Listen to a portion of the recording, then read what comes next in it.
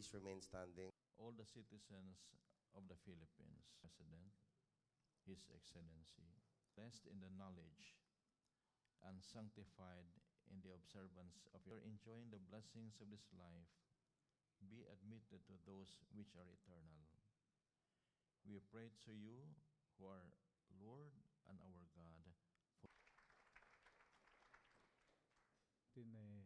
punong-puno ng kalagahan.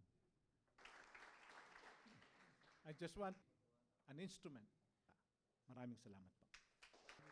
For that very inspiring message, may we now Do on behalf of take our oath.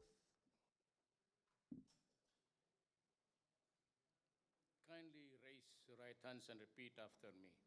I state your name present position, and of all the orders and decrees promulgated by mental reservation or purpose of evasion.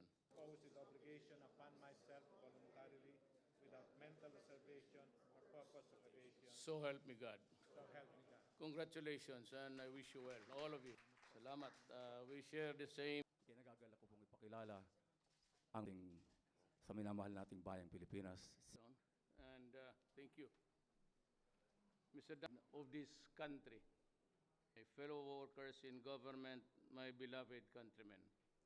Actually, it is only not, do not ever think that that is a license. Just tuloy ang talagang hirita kita. Pag makita ko yan sa labas, dadamputin ko yan. The rationally why we should have this and this. Thank you. Thank you very much, Mr. President. Please.